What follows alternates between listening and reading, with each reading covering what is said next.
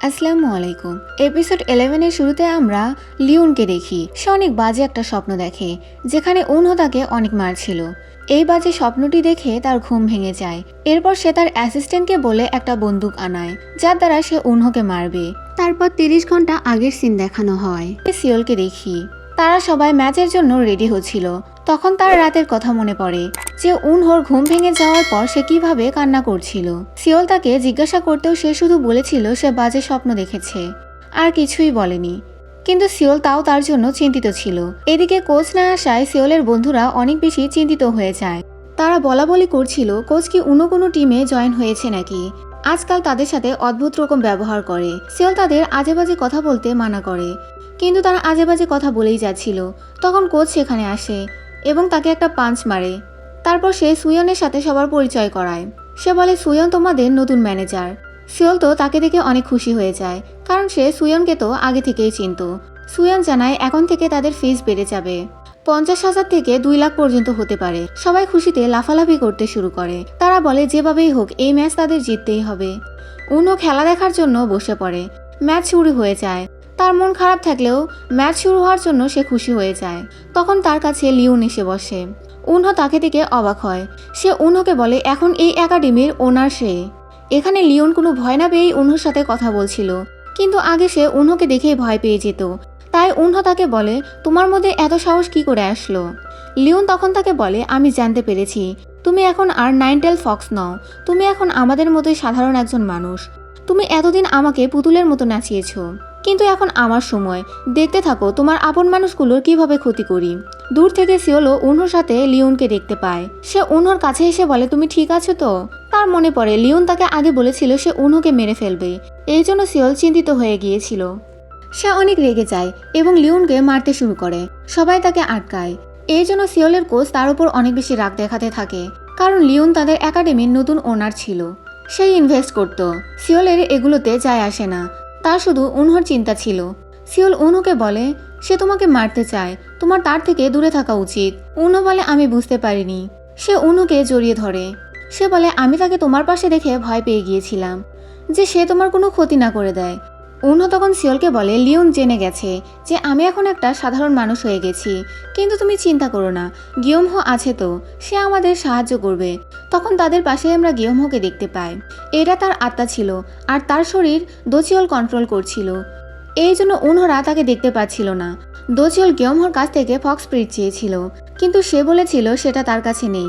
তাই দোচিওল তাকে সেটা খুঁজে বের করতে বলেছিল। এদিকে গিয়মহো উনহোদের সাবধান করতে চেয়েও পারছিল না, কারণ তার কথা উনহোরা শুনতে পাচ্ছিল না। সিওল আর উনহো ফিরে যাওয়ার জন্য বাসে এসে বসে পড়ে। এখানে উনহো সিওলের গায়ে সেই সোয়েটার দেখতে পায়, যেটা সে স্বপ্নে দেখেছিল, যেটা পরেই সিওল তাকে মারছিল। তাই উনহো একটু ভয় পেয়ে যায়। তখন তার পাগুনের কথা মনে পড়ে যে এটাই ডেস্টিনি। এই জন্য সে সিওলকে বলে আমাদের একটু ঘুরতে যাওয়া উচিত। তারপর তারা ঘুরতে একটা গ্রামের মতো জায়গায় আসে। এখানে তারা একটা গাছ দেখতে পায়, যেটা আগে ঔষধের মতো ব্যবহার করা হতো। তাই উনহো সেটা পারতে চায়। তারা অনেক মজা করে, একসাথে খাওয়া দাওয়া করে, ঘোরাফেরা করে। অন্যদিকে লিওন বাসায় এসে দোচিওলকে দেখতে পায়। দোচিওল তখন জানায় সে ওই 2 নম্বর শিয়ালের ফক্স স্পিরিট পায়নি।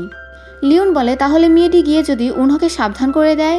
দোচিওল বলে সে পারবে না, কারণ সে এখন আমার কন্ট্রোলে আছে।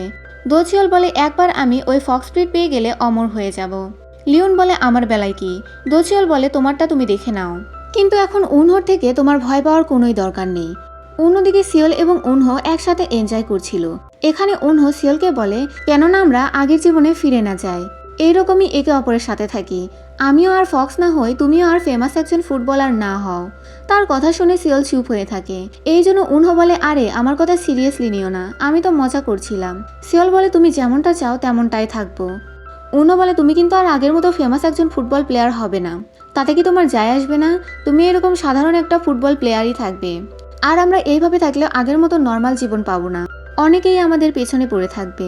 সিওল বলে তুমি আমার থেকে কিছু লুকাচ্ছ তাই না?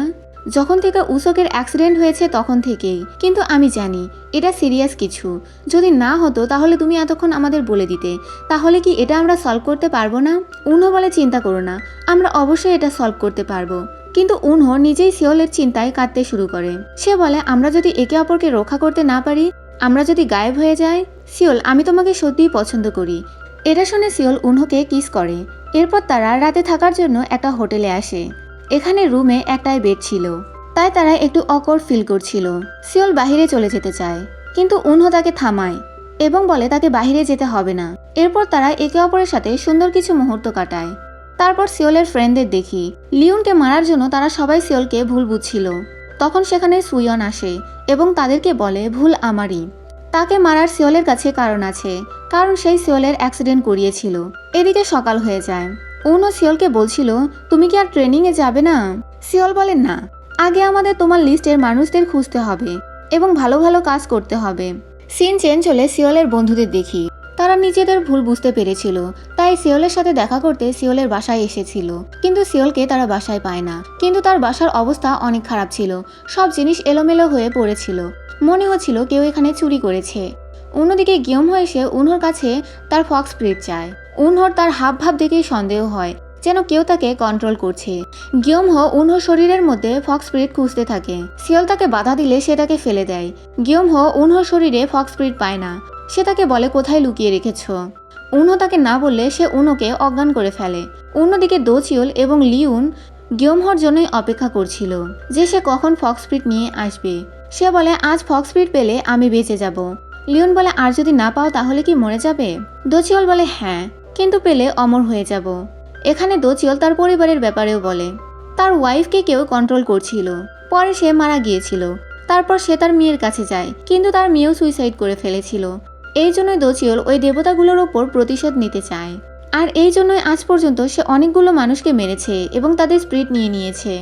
এদিকে উনহোর জ্ঞান ফিরলে সে তাকে নিজের বাড়িতে দেখতে পায়, অর্থাৎ এটা তার আগের বাড়ি ছিল। যখন সে নাইনটেল ফক্স ছিল তখন সে এই বাড়িতেই থাকতো। এখানে গিয়মহো ছিল। উনহো তাকে দেখে এবং ভাবে এটা তার আগের বান্ধবী, যাকে সে নিজের বোনের মতো ভাবত। সে উনহোকে বলে তোমাকে ছাড়া শপিং করতে মজা লাগে না, চলো একসাথে শপিংয়ে যাওয়া যাক, খাবার খাওয়া যাক। উনহো তার ফ্রেন্ডকে জড়িয়ে ধরে। উনহো এখানে সিওলকে মনে করতে পারছিল না। তার শুধু মনে হচ্ছিল সে একটা মানুষের সাথে থাকতো এবং তাকে পছন্দ করত। এখানে গিয়মহো তাকে তার ফক্স স্পিরিটের ব্যাপারে জিজ্ঞাসা করে। উনহোর মনে পড়ছিল না যে সে সেটা কোথায় রেখেছে। সে খুঁজতে খুঁজতে হসপিটালে আসে, অর্থাৎ এখানেই লুকিয়ে রেখেছে। এখানে গিয়মহোর আত্মা উনহোকে বারবার ডাকছিল, ফলে অবশেষে সে তার আওয়াজ শুনতে পায়। গিয়মহোর আত্মা বলে গিয়মহোর কথা না শুনতে। অন্যদিকে সিওলও উনহোকে জাগানোর চেষ্টা করছিল। এদিকে গিয়মহো উনহোর গলা চেপে ধরে আর বলে ফক্স স্পিরিট কোথায়, এখনই বের করো। গিয়মহোর আত্মা এগুলোই দেখছিল। তখন কিছুদিন আগের সিন দেখানো হয়। উনহো আগেই গিয়মহোকে বলেছিল তার ফক্স স্পিরিটের পেছনে অনেকেই পড়ে আছে, তাই এটা তাদের লুকিয়ে ফেলা উচিত যাতে এটা কেউ খুঁজে না পায়। তাই তারা কানেকশনও ব্রেক করে দিয়েছিল। উনহো ওই চাকু দিয়ে বলেছিল প্রয়োজন পড়লে এটা ব্যবহার করতে। গিয়মহোর আত্মা অনেক কষ্টে সেই চাকুটি বের করে এবং সেটা সিওলকে দিয়ে দেয়। সিওলের মনে পড়ে এটা সেই চাকু যেটা উনহো তাকে খুঁজতে বলেছিল, কিন্তু সেটা হারিয়ে গিয়েছিল। তাই সিওল এটা উনহোর হাতে দেয়, ফলে উনহোর স্পিরিটের কাছেও সেই চাকুটি চলে আসে। এটা দিয়ে সে গিয়মহোকে আঘাত করে, ফলে সবকিছু নর্মাল হয়ে যায়। উনহোরও জ্ঞান ফিরে আসে এবং গিয়মহো তার শরীর ফিরে পায়। অন্যদিকে দোচিওলের শরীর অনেক বেশি খারাপ হতে থাকে, তার মুখ থেকে রক্ত পড়তে থাকে। লিওন বুঝতে পারছিল না যে তার কি করা উচিত। ওই আত্মাগুলো দোচিওলকে ঘিরে ধরে এবং তাকে বিরক্ত করতে থাকে। অন্যদিকে উনহোরাও বাসায় চলে আসে। সিওল এসে তার বন্ধুদের দেখে তার বন্ধুরা তার বাড়ি গুছিয়ে পরিষ্কার করে দিচ্ছিল। তারপর সিওল খাবার কেনার জন্য মার্কেটে আসে, কিন্তু সে তার মানিব্যাগ বাসাতেই ফেলে যায়, তাই সে বাসায় সেটা নিতে আসছিল।